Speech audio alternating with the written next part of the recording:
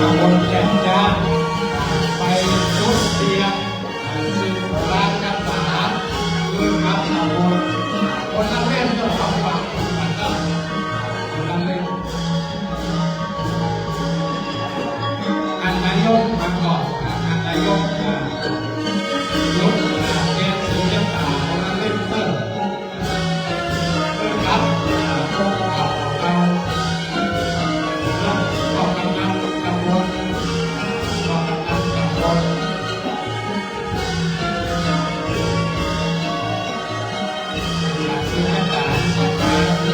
10 บาทต่อไปนายกอบตนายกองค์การบริหารส่วนตำบลแก่นย่างในเรื่องที่2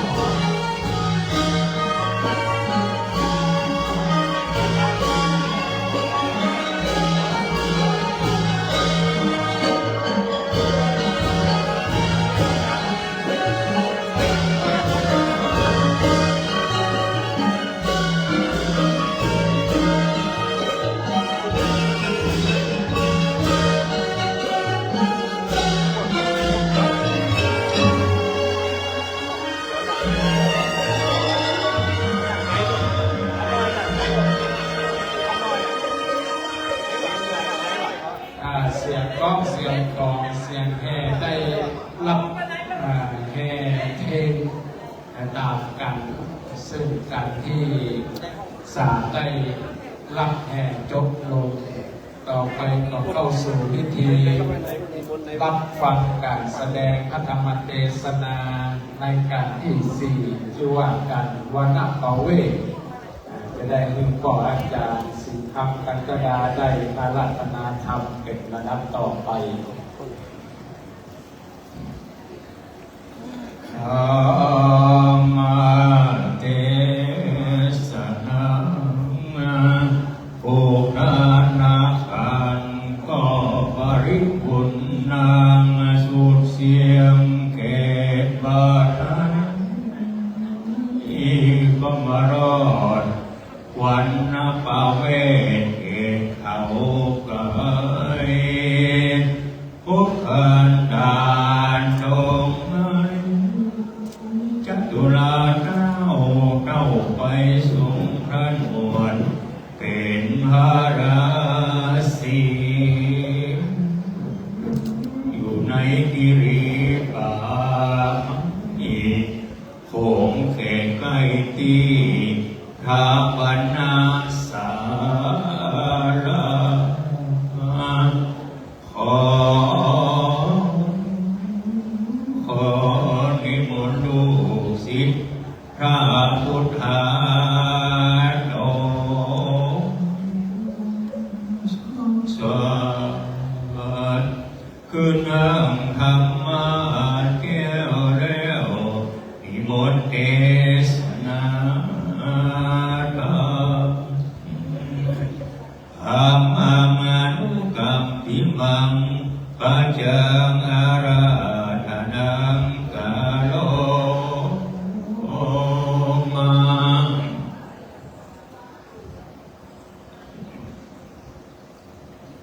ต่อไป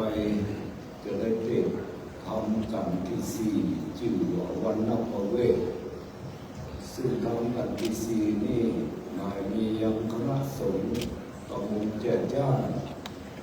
ภายใต้การนำของท่านเจ้าคณะตำบลเจ้าอาวาสพร้อมด้วยภิกษุสามเณรในตำบลแก่นย่างทุกวัด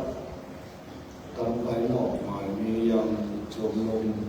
กำนันผู้ใหญ่บ้านหมายมียังท้องถิ่นองค์การบริหารส่วนตำบลแก่นย่างพร้อมด้วยสภาประชาชนพ่อบ้านแม่บ้าน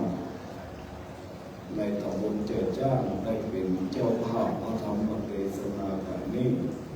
เนื่องจากพระธรรมเทศนากันนี้เวลาจวนจำก็จะได้เจ็บย่อๆเอาหัวใจมันเพราะได้เวลาที่พระสงฆ์จะได้ฉันเพลพระเทศโจกต่อพระสงฆ์ฟังเทศโอเทศก็จะ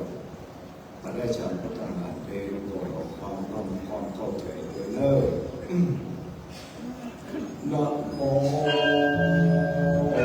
ตัสสะภะคะวะโตอะระหะโตสัมมาสัมพุทธัสสะเตปังกิปังเตอะกัจฉันเตอะกัจสันเตมนุสเตปิสวาก็อิวังกังกังปัมปะโตพุทธันติเต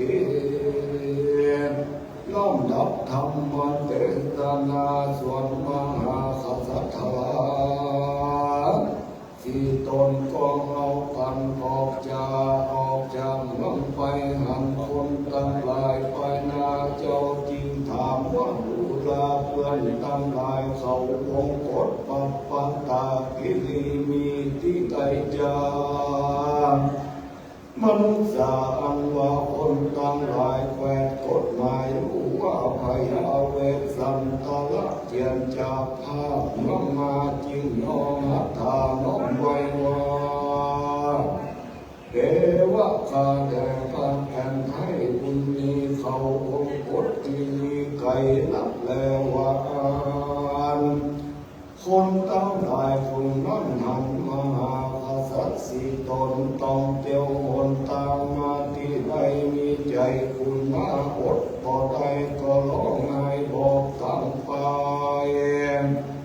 อันไก่มากนักหนาว่าเขาคาแด่พระมหาราชเจ้าหนตามเข้าสู่องค์กฎกิริไก่นับแต่เอตาลกาอันว่าเจ้าจารีและกันหาตั้งผู้หันดอกไม้ตั้งอยู่ตลาดทางตายไปก็มีใจใส่ใจจริงร้องไห้วอนขอลูกทัพเทวดาก็กินดูสองแก่ให้จริงมือกิ่งไม้ก้อมออมลงมาโยหัตถายกคือเอาได้มหาสัจเจ้าก็วิทย์เอาดอกไม้และหน่วยไม้แก่ลูกทั้งสองลาส่วนนางลาจะมาที่ตนทะลงลักษณะอิทธิก็ยอมทันกิ่งไม้ข้อมลงมาผู้นับสัจจันล้ำเลิศก็วังเกิดสาธุกรรมว่าเอาโอยนอด้วยนี้แต่ไม่ทำลายอันมาอันหาจิตใจบ่ได้อันสลายซึ่งอันลาแห่งสองกุมารก็บันดาลก็มองลงมาก็ด้วยอานุภาวะแห่งพญาเจ้าจอมเยี่ยงเอาพระราชาอัศจรรย์นี่นาก็เคยมีมาแต่ก่อนอวนขนลูกปองสยองเกลือเส้นขนลูกก็เกิดนี่ในโลกนี้แล้วว่ากันที่นี่จังอาจากโดยมักตาอันบ่ใหญ่อันมหาสัจเจ้าไต่เที่ยวไปอย่างหน่อยหนึ่งชื่อว่าสุวรรณกิริอันไก่ไต่สีโอจะนักกันหาวาแต่เวียงเจตุตรนครไปมีแม่น้ำชื่อว่าโขนตีมาลามีปายนาไตหาโยจะนักกันนายังมีบานพามอันหนึ่งชื่อว่ามาลันจักรกิริไก่ก็ได้สีโยจะนักกันนายังมีพามอันหนึ่งชื่อว่านาลีกันตะกามเป็นสนามที่ย่อมใจก็มีไก่ได้หาโยจะนักเลี้ยงมาทุตละนครก็มีไก่ผ่านทางได้10 โยจะนักเหตุนั้นไปสู่ยังเจตุตละนครก็ได้นอนเข้าตามไป ไปวันเดียวก็รอดสีขสัตถละออกจากเจตุตรนครยังไงเจ้าตั้งหลายไปรอดพระเตอันเป็นเขตเจตุราจักกุลีอันอุดมสมฤทธิ์โดยคนมากขาดเต็มไปด้วยบางน้อยใหญ่เหลือประมาณผู้ละมวลด้วยจิ้นตาอาหารเข้าเราสี่มหากษัตริย์เจ้าบอกเข้าสู่ยังใจก็ยังอยู่ศาลาไก่พระอุเบียงมานั่งนาจะมาตีก็ปรับชุนคงทุเลอันคิดปาตาตั้งกูแห่งพยาอยู่เหนือหัวจิ้งคันใจว่ากูจะคือคนตั้งหลายรู้เหตุอันเป็นพยาเวสสันตละมาตะวานนางก็ไปยืนอยู่ไปพัดตูศาลาเพื่อสัญญาเจ้าเจตลาผู้ข่าวอันตนกาตาจากเมืองมาเจ้าเมืองเจตลาหันนางงามนาไทยมาที่ผู้มีลักษณะงามดีจุกแง่เขาก็มาออมแห่เป็นปัจจุบันก็กล่าวโอหามคอยข่าวว่าดูลาแม่เจ้าเตวี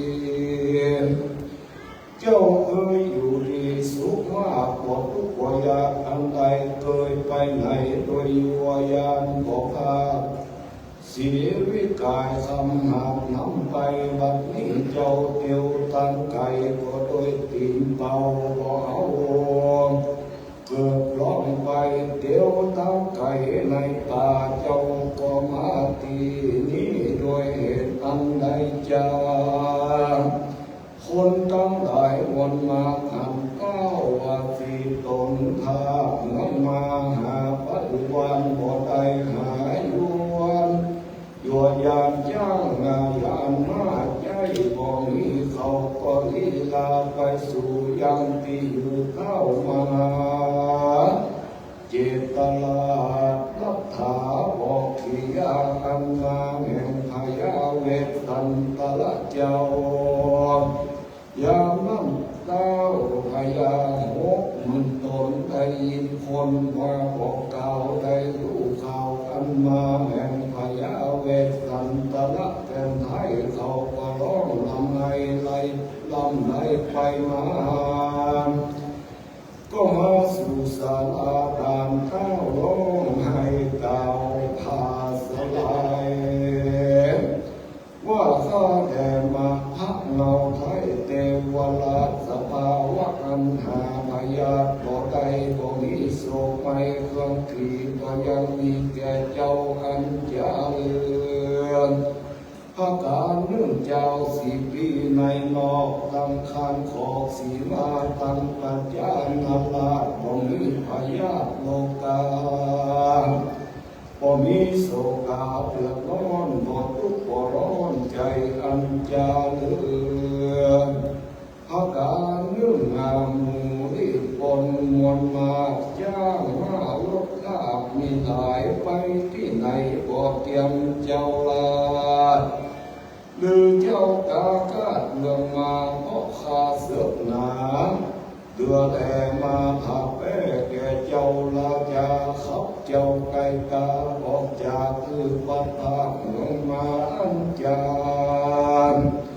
มหาสัตโตส่วนมหาสัตเจ้าจึงบอกข่าวเหตุอันมาแก่พระราชาเจตแก่พยาเจตลายิ่งโอกาสกถาวาปุสะลันเจวะเมสัมมาโทตาสัมมาอนามยังดังนี้เป็นต้นดูแลเพื่อนเจ้าทั้งหลายเราอยู่เมืองสุขมาบ่ทุกข์บ่ยากอันใดบ่มีภัยอาพาธบ่มีพยาธิกังวลตังพิตาตนติลาตังปัจจานาลาสีปี โดยมีแต่เรามีจ้างมงคลตัวผาเสดตัวล้ำเลิศงามตามโจกไปแก่พามกัลิงกลาดเจ้าเมืองเขาอำนาจโขทานยิ่งขับเราไกลกาออกจากปัดภาคเมืองมาเราจะพากันไปอยู่เขาวงกดพุ่นแลนเมื่อนั้นเท้าพญาเจตตลาดตั้งหลายยิ่งโอกาสกำงามว่าข้าแต่มหาลาจะเจ้าวัดนี้เจ้ามาแล้วโดยดีบ่มีอันมาล้อมไม้ขอเจ้าอย่าค่อยมีไก่ยุ่งอยู่ในเมืองเจตตลาดสวยอำนาจเมืองมูลเป็นเต้าคนตนใหญ่แก่หมู่ไพ่เจ้าเล่าเจ้าจะปันเต้าทุกร้อนบ่สุขค้อนโศกจิ้มป่าแล้วอาหารเขาสาลีมีมากน้ำเมืองน้ำวินหาเพื่อลายเจิญตั้งอยู่สบายเติบเจ้าวานเวสันตะโลกาหะยามนั้นพยาเวสันตะละเจ้าจินตังเก่ากำดีว่าดูลาเจ้าตั้งหลายสิ่งอันใดมวลมาอันเจ้าหาอันเจ้าตั้งหลายหากนำมาเราปฏิฆะหาเราเอาแต่แลเป็นของแขกจางองค์พระปิตาทิลาได้ขับเรากากาจากเมืองมาเราก็จะไปอยู่เขาองค์กฎอัปปตาพุนแลเราตั้งหลายสี่ควรไปอยู่ที่ใดได้เจ้าตั้งหลายจึงโอกาสยามนั้นเต้าพญาเจตตลาดของโอกาสกำจาวพระราชาจุ่งโอกาสภูคาจับใจไปขออนุญาตกับพระปิตาทิลาสนใจลูกสภาวะอันหาโทษต่อใดเมื่อคนใจไปตันมาขอพระราชาอย่าไปสู่ทางอื่นคือเจ้าเจตตลาดจงจืนโสมนัสสาเขาจะมาทิ้งน้องอยู่แวดล้อมอ้อมเป็นปัจจิวานเลี้ยวเจ้าก่อนจับทับคืนไปสู่สีบีดังเก่าแต่ดีดีและนานมหาสัตโตส่วนมหาสัตเจ้าได้ยินคำเต้าพยามาเก่ากำงามเจ้าบอกอาจจับตามกระใจเขาได้จริงใครว่าจะว่าดูลาเพื่อนเจ้าเราตั้งหลายมนต์ฝียาอันจะคืนไปอยู่สำนักพระปิตาเพื่อจะบอกพยาตนไงมือรู้สภาวะอันหาโทษต่อใดแห่งตนเราขอเจ้าตั้งได้เปิงใจเถิดฉันได้เล่าว่ากันเต้าตนนั้นบ่เป็นใหญ่ในห้องปัปปะตานิยกรรมกระทำมือคาได้พัดภาคตีแต่หากเป็นเจ้าเมืองเขายืนเครื่องเกียรติใหญ่จับมือพ่อคาใส่ขันนักกรรมว่าอันก็จาก็กรรมชัดก็แห่งคาคือปัปปะนานิละเทศเพราะข้าเป็นเดชดวงเดียวและนาลาจาโนยามนั้นเจ้าพญาตั้งหลายจินกาวเทวะคาแดงมหาลาจะเจ้าผิดว่าประวัติการนั้นอันใดมีอยู่ในเมืองเจตุตลาดเป็นเจ้าอำนาจเหนือเมืองเจ้าจับพอเครื่องงานหลายสั่งทรัพย์สินจัดส่งวิธียิ่งอยู่ภาการ มหาสัจเจ้าจริงกล่าวเป็นคาถาว่านะเมสันโตมติอธิลาจัตสะตังนี้เป็นเก้าตุลาเจ้าเราทั้งหลายเราบอกวายเป็นใหญ่เป็นเจ้าแก่ไพปัจจาเป็นเจ้าพญาสอนเจ้าลาเจ้าสีปีขับเราพาเมืองมาพิษว่าเราลาอยู่เสวยว่าเจ้าสิปีตังเสนางามาโลมิตาก็จะได้พิเทียงกันกำเดือดนั้นจักมีมากำอันนั้นหากพอเป็นใจเราจะเอากันไปสู่ยังที่อยู่ลอยเขาวงปวดอุ่นแรงที่นั้นพญาเจตลาดได้ยินคำโอกาสคำจ่าแห่งพญาเวสสันตราชาเขาก็กรรมสัพพะอุจจาภดาภดาทิสัตตังแปดวงแวดโดยภาตังและอุอาสนาแก่มหาสัจเจ้าก็ตกแต่งเฝ้าอยู่เป็นปริวารเสียงจิตการคืนนึ่งแล้วตนเกี่ยวออกจากศาลายามนั้นเจ้าพญา60,000 ตนก็ไปส่งนอทัศพลแก่นไทยเสียงหมุนตังใดสิบโยจะนักขนานาก็อยู่ในป่าหิมพานต์ที่นั้นจริงกล่าวว่าข้าแด่มหาราชเจ้า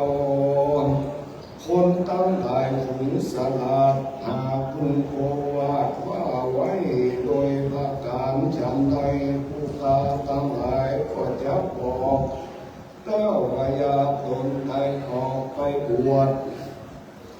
เป็นราศีมีใจอาดีมันเกียงหัวคอนอย่างในกรรมฐานย่อมจำเดินฌานทุกคำเจ้าเต้าถูกเอาลูกเต้าและเทวีไปอยู่วังโกวงกฎกิลีมีดอยอันหนึ่งชื่อว่ามาตนะก็มีแลตั้งจิตตาอนุสาได้บุญใจยิ่งสุขเข้าพญาเจตลาก็ได้โอกาสบอกเขตตรงหนาว่าการแห่งพระราชาโนราเจ้าจุ้งสะพกนาสู่หนเหนือเขาแล้วตนเกี่ยวจุ้งนายางได้ไปตัวตินโดยอันชื่อก็จังอาหันโดยอันชื่อว่าผู้วิปุลละอันหาเขียนเป็นไปโดยไม่ตั้งหลายอันอย่างใหญ่แต่เย็นควรจะละเมาเอาใจแล้วจะได้หานแม่น้ำเกตุกวดีอันไหลมาดีแต่ต้องโดยเลิกมาดาเต็มไปด้วยผู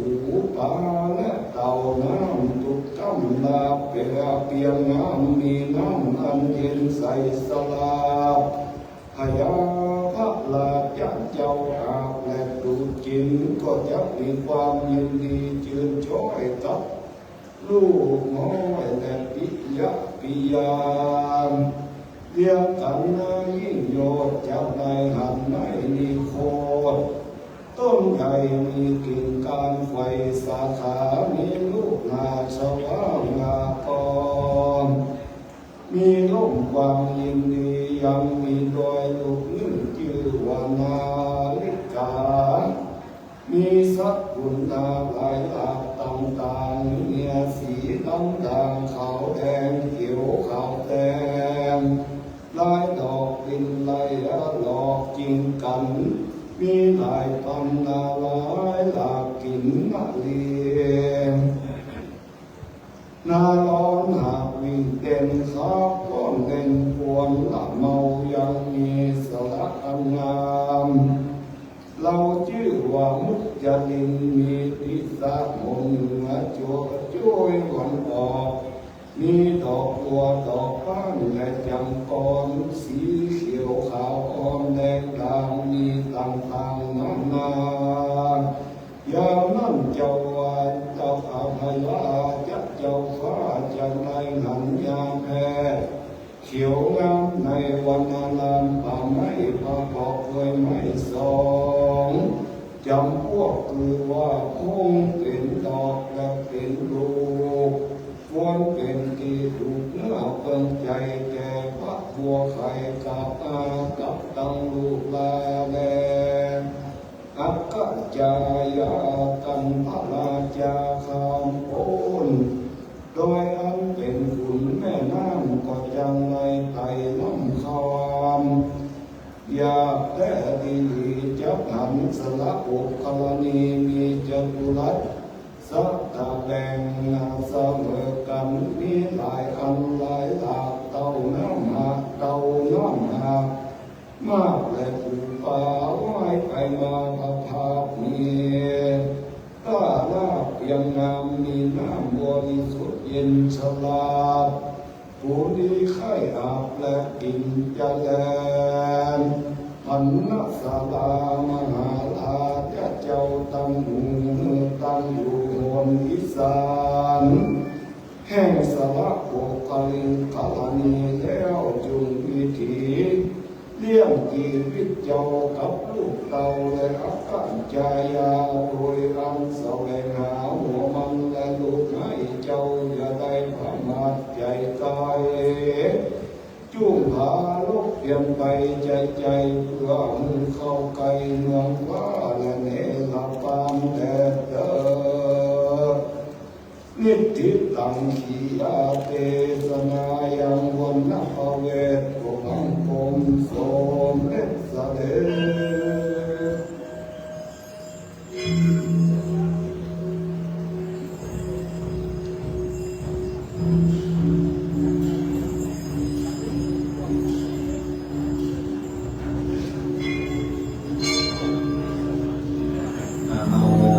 ท่านทั้งหลายได้เข้าฟังพระธรรมเทศนาการที่4นะครับชื่อว่าการวันนภเวทเป็นธรรมชะตาคนเกิดปีเมานะครับหรือว่าปีกระต่ายในเมตตาแสดงธรรมโดยหลวงพ่อท่านพระครูโดนยันนประยุทธ์รองเจ้าคณะอำเภอสันกำแพงเจ้าวัดวัดหนองม้าใต้โดยมีเจ้าข้าตังเต้ก็คือในส่วนของ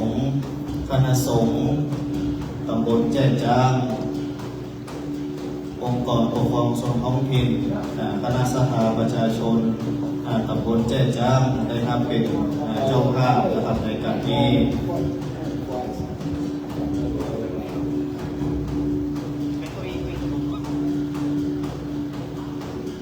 ลำดับต่อไปจะเป็นการเข้าตอบน้อมประเคนยังจตุปัจจัยทายธรรมการเทศนะครับแต่องค์เทศการพัฒนานิมนต์หลวงพ่อท่านพระครูโดยท่านประยุทธ์นะครับที่เก้าอี้รับรองด้านล่าง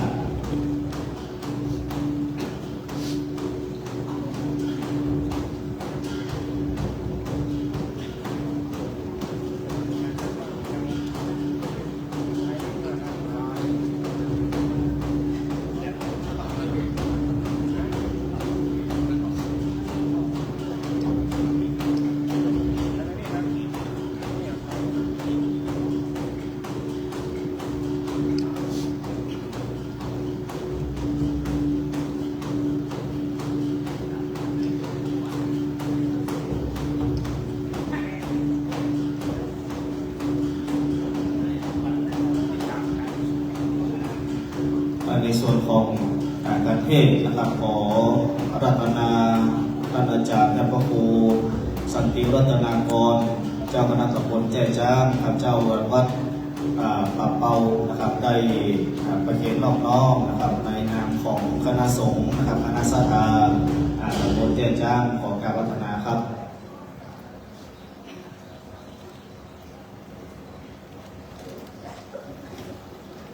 แล้วก็ในส่วนของ ศรัทธานะครับที่ได้ห้ามเป็นเจ้าภาพนะครับการเต้เพิ่มเติมนะครับการละ300 บาทเจริญพรท่านสจ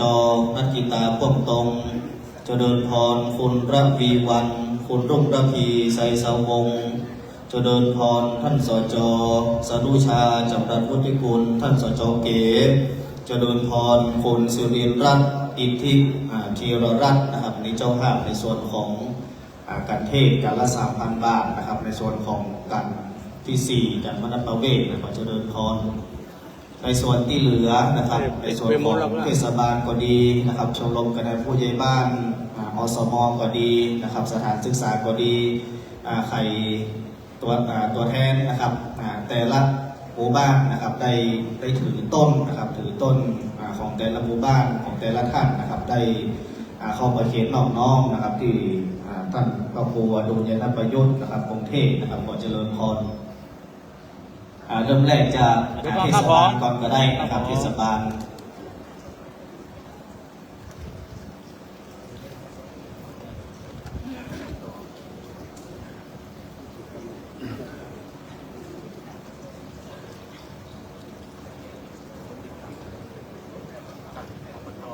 เจริญพรทางเทศบาลนะครับต้นเทศบาลเอาเป็นอบตนะครับอบตเจ้าจ้างนะครับ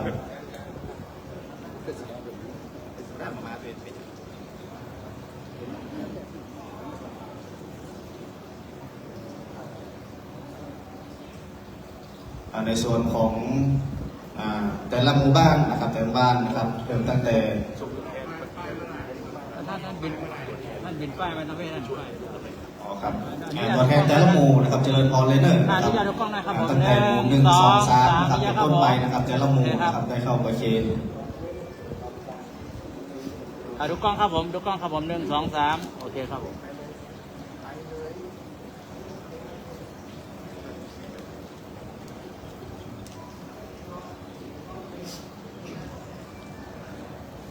แต่ละหมู่บ้านแจ้จ้างเจออะไรครับหมู่1มาก่อนที่เหลือนะครับเป็นในส่วนของชมรมผู้สูงอายุนะครับอสมนะครับโรงพยาบาลส่งเสริมสุขภาพนะครับโรงเรียนนะครับแต่ละหน่วยงานนะครับแต่ละองค์กรนะครับในตำบลแจ้จ้างนะครับเป็นไหนนะประเคนครับไม่ใช่ประเคนนี่การประเคนเนี่ยประเคนเนี่ยประเคนเนี่ยประเคนบินป้ายไม่ประเภทท่านหมุนป้ายดูกล้องครับดูกล้องครับผมดูกล้องนะครับผม1 2 3ดูกล้องครับผมโอเคเรียบร้อยครับให้ตุ๊บไปเลยดูป้ายแล้วดูกล้องหน่อยครับผมดูกล้องนะครับผม1ประเคน1 2 3พอกล้องครับพอกล้องครับโอเคเรียบร้อยครับผม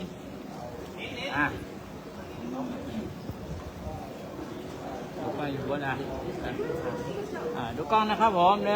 2 3โอเคครับผมเรียบร้อยครับผมเดี๋ยวออกพูดเลยครับดูกล้องครับผม1 2 3ดูกล้องครับผมเรียบร้อยครับผม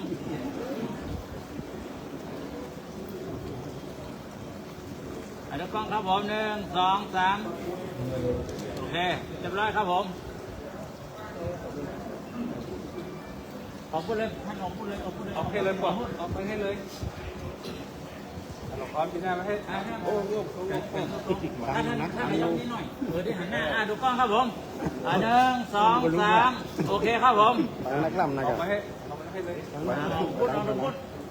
บินป้ายไปท่านดูกล้องนะครับดูกล้องนะครับพอกล้องด้วย1 2 3พอกล้องครับผมโอเคเรียบร้อยครับออกมาเลย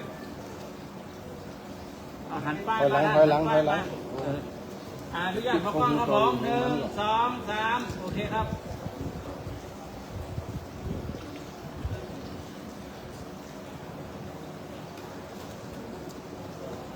ทุกกล้องได้ท่าน1 2 3โอเคครับ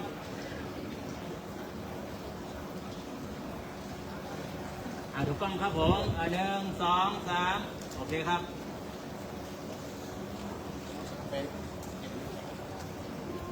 ครับลงกล้องครับผม1 2 3โอเคครับ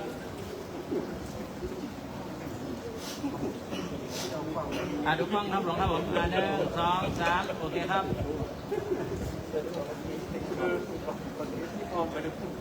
อนุญาตดูกล้องนะครับผม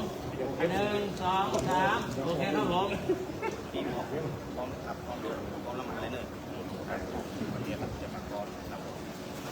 ดูกล้องครับผม1 2 3ขอกล้องครับโอเคครับ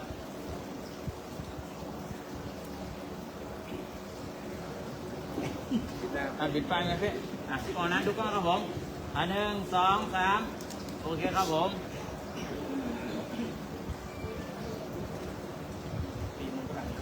ดูกล้องครับผม1 2 3โอเคครับพี่โฟกินหมดแล้วพ่อนั่งก่อนเรียบร้อยแล้วครับผมต่อไปนะครับเราจะได้รับพรนะครับจากองค์เทพนะหลวงพ่อท่านพระครูอดุลนะครับจากนักประยุทธ์รองเจ้าคณะอำเภอสันกำแพงนะครับเจ้าวาดวัดหนองมะไต้เป็นลำดับต่อไป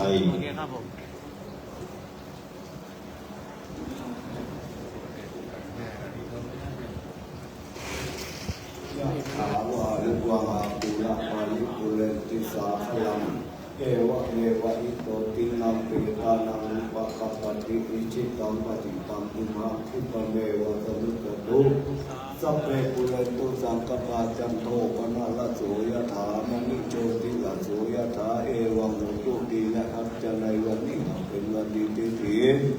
อันวิเศษในนั้นนายนิยังเจ้าสมณะศรัทธาและเจ้ามูลศรัทธาตั้งภายในและภายนอกภายในนายนิยังสาธุเจ้าคณะตำบลแจ้จ้างเจ้าอาวาสทุกวัดในตำบลแจ้จ้างเป็นเก้าห้องด้วยอันเทวาสิโยเจ้าจุดโตนหนแห่งห้องภายนอกนายนิยังผู้นำท้องที่ท้องถิ่นและอุปาสกอุปาสิกาแห่งตำบลแจ้จ้างผู้หมู่บ้านได้น้อมนำมายังมิตรทุกปะอุปาราจาดงดอกข้าวดอกไม้ลำเทียนมาเป็นก่อนนาน้ำตาลติดกับโดยการเทศการทำมาน้อมท้าพันนายเพื่อถวายเป็นตันถึงพระแก้วเจ้าสามพระการในงานตั้งธรรมหลวงของคณะสงฆ์คณะสถาในอำเภอสันกำแพงวัดสันนันแต่ดีหลีกรรมหารนาแห่งเจ้าสมณศรัทธาและเจ้ามูลศรัทธาในตำบลแจ้จ้างมีด้วยพระการฉันใดเยื่อใดขอมีสมดังกรรมหารนาจุยกจุภาการนั่นจุจังนี้เที่ยงแต่ดีหลีสัพพิติโยวิวัตยังดุสัพพโลโกวินัสตุมาเตภวัตวันตรายโยสุขีติกายุโกภวะอภิวาตานาสีลิสนิจังพุทธาปจายโนจัตตารโอธรรมาวทันติอายุวันโนสุขังปะลัง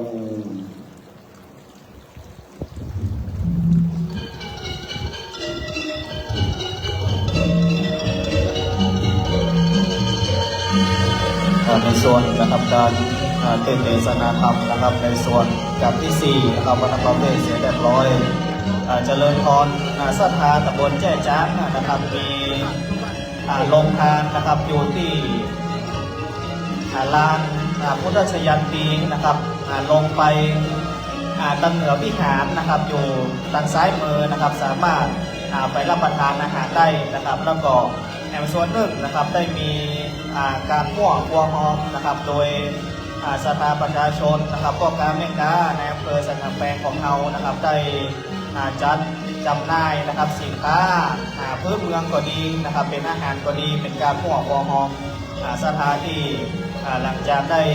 ฟังน้ำฟังธรรมลงไปแล้วนะครับก็เจริญพรได้ไปรับประทานอาหารนะครับแล้วก็แวะ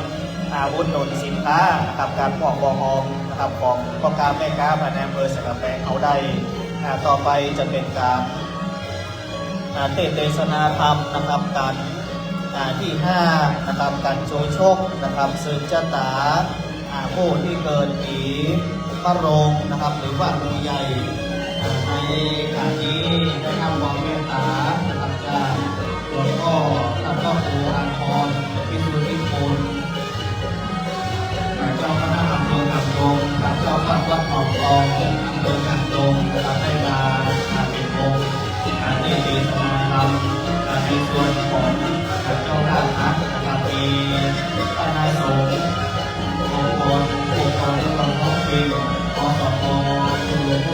ยุสถานศึกษาและต่อจากสถานประชาชนในส่วนของตำบลสังคมเองที่เริ่มได้มาเป็นเจ้าหน้าในส่วนของขบวนนะครับขบวนนะครับร้องนะครับกรอบสามารถเพื่อขบวนขึ้นมาในบนสะพานนะครับที่เราได้ทำจากชาวบ้านนะครับโพสนะครับเพื่อที่ให้รองรับนะครับเป็นการฟังพระธรรมเทศนา